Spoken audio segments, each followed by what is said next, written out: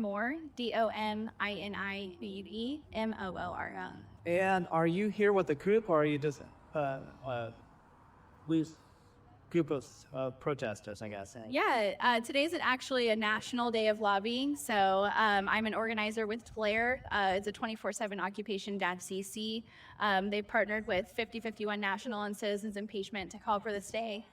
So I was doing my part as a constituent in Springfield, Missouri, kind of fulfilling that organizational role right here. All right, so tell me a little bit about what's kind of the goal here for today. What do you hope? What were you planning on hoping to see happen? Yeah, our hope was that there would be an ability for constituents to go into the building that is labeled Constituent Services Office and talk about the issues that are important to us right now. We have written articles of impeachment by citizens impeachment that we were hoping to present on the topics of tyranny, treason, and obstruction of justice.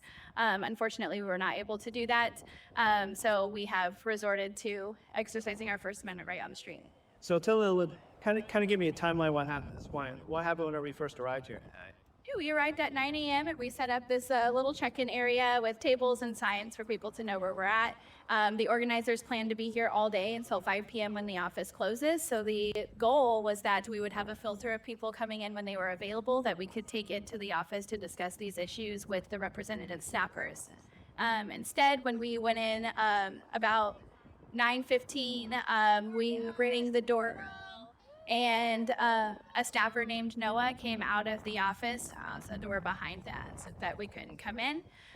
He then proceeded to leave the office entirely. He did something that even be around 2 o'clock today, so I will be remaining here until that time, and until 5 p.m. when they close to see if he does fulfill that. And then he said that, well, what time did the landowner come out and contact you guys?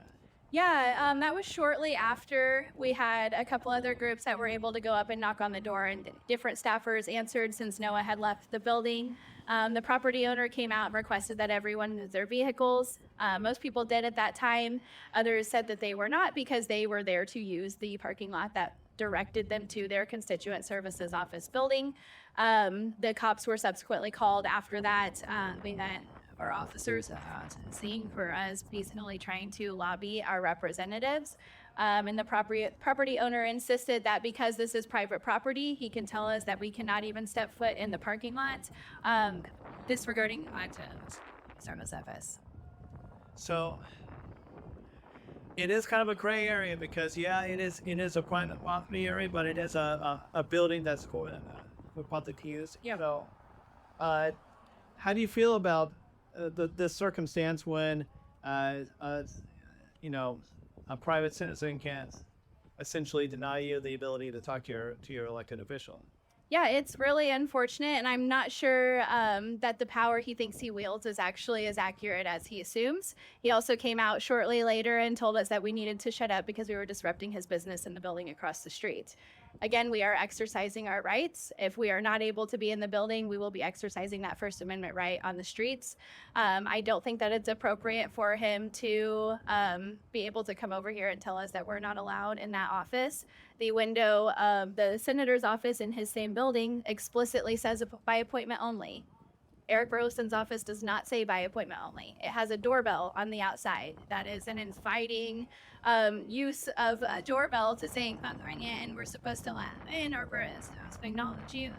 We have pleasant conversations with the staffers outside of the building.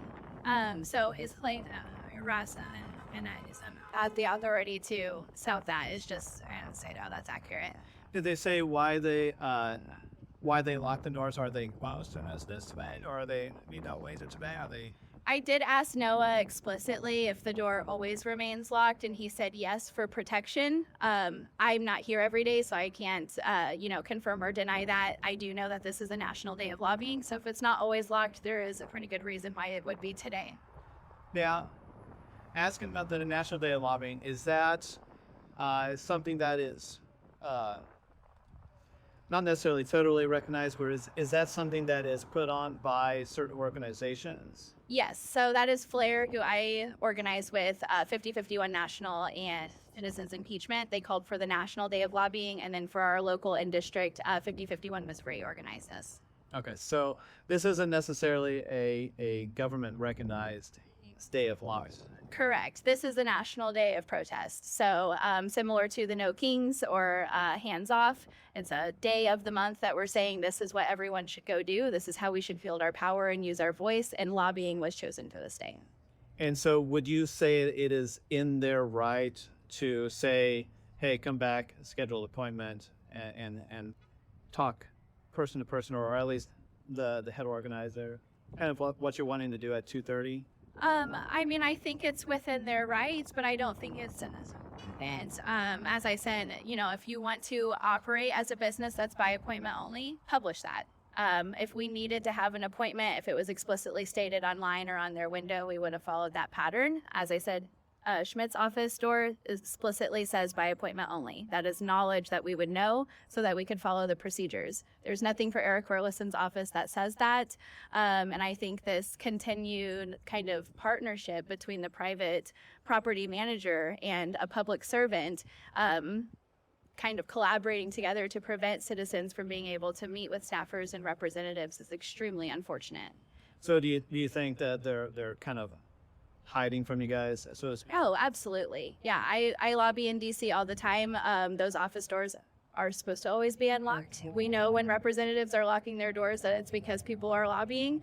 There's a reason that they don't want to hear from us face to face. It's easy to hang up a phone. It's easy to ignore a letter. That's why the intention was so purposeful today of showing up at the doors and speaking to the staffers directly. So how long do you, so you're planning on being out here at least until 2:30 or so?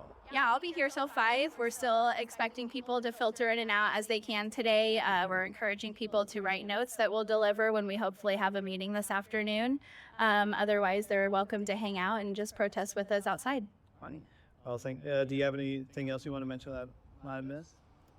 I would just encourage, I know you guys don't usually publish this part, but I would encourage the public to start considering impeachment seriously. That is the only constitutionally protected way that we can resolve the issues of our democracy today.